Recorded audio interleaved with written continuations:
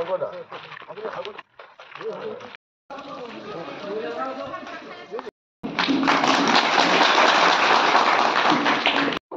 যদি 8,000 টকাকৈ যদি তেওঁলোকে ইনকাম কৰে তেনেকৈ কৰিব।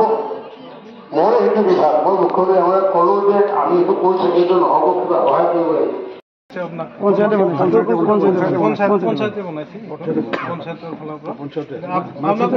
বেংকৰ একাউণ্ট খুলি পেলাই দুখীয়া মানুহৰ বেংকত যোৱা এটা সাহস প্ৰদান কৰিছিলে। আগতে ধনী মানুহে বেংকত যাব পাৰিছিলে কংগ্ৰেছৰ দিনত।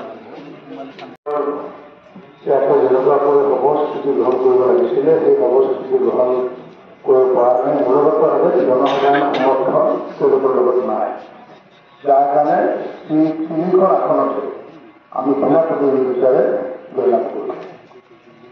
মাননীয় মুখ্যমন্ত্ৰী ডক্টৰ হিমন্ত বিশ্ব শৰ্মা ডাঙৰীয়াৰ মনৰ আশা তেখেতে ইতিমধ্যে আমাক সকলোকে জনাইছে যে যাতে আমি গোটেইকেইটা আসনত বিজেপিৰ আসনে হওক বা ৰাভা আশ্ৰম লোক সংগ্ৰাম সমিতিৰ আসনে হওক, যিহেতু আমি এন ডি এ হিচাপে নিৰ্বাচনত অংশগ্ৰহণ কৰিছোঁ, গোটেইকেইটা আসনত যাতে আমি জয়যুক্ত হ'ব পাৰোঁ তাৰ কাৰণে আমাক আহ্বান জনাইছিলে।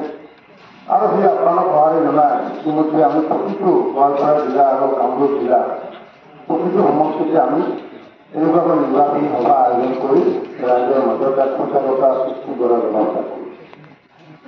এতিয়া মোৰ প্ৰশ্ন হৈছে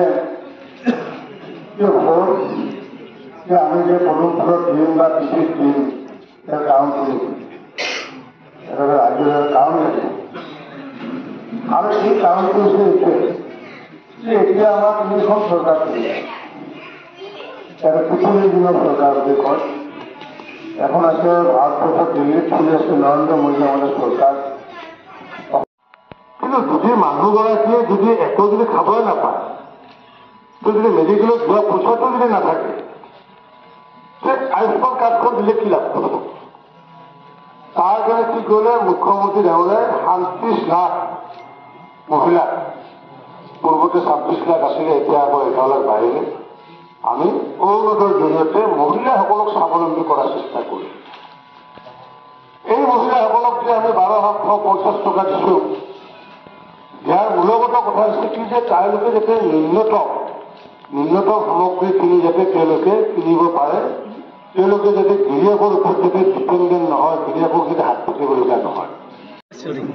আজি আমি লংচাই গাঁৱলৈ আহিছোঁ আৰু লংচাই গাঁও আমি সকলোৱে জানো এক সুন্দৰ প্ৰাকৃতিক পৰিৱেশৰ মাজতে অৱস্থিত। আৰু এই গাঁৱত এইকাৰণে আহিছোঁ যে যিহেতু আমাৰ যি ৰাভা পৰিষদৰ যি নিৰ্বাচন, সেই পৰিষদৰ নিৰ্বাচনত আমাৰ যি শিলপুটা যি পৰিষদীয় সমষ্টি, সেই পৰিষদীয় সমষ্টিত এগৰাকী আমাৰ যুৱক, যিয়ে নেকি জনপ্ৰিয় এগৰাকী যুৱক, ভাল এগৰাকী সমাজ সেৱক কমলেশ্বৰ ৰাভা ডাঙৰীয়াক আমি প্ৰাৰ্থী হিচাপে প্ৰদান কৰিছোঁ ভাৰতীয় জনতা পাৰ্টীৰ তৰফৰ পৰা।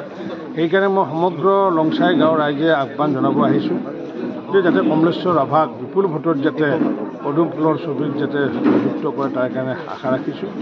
আৰু যিহেতু কমলেশ্বৰ ৰাভাক মই পূৰ্বতো পাইছোঁ, আমি চান্দপী যি উৎসৱৰ সময়তো পাইছিলোঁ, সেই তেতিয়াও দেখিছোঁ যে সমাজসেৱক হিচাপে ইতিমধ্যেতো নিজে সুন্দৰকৈ কাম কাজ কৰি আছে। আৰু এইগৰাকী ব্যক্তিয়ে নিৰ্বাচিত হ'লে সেইটো আশা ৰাখিছোঁ যে GMটো হ'বই, লগতে মই আশা ৰাখিছোঁ EMO হ'ব বুলি আশা ৰাখিছোঁ।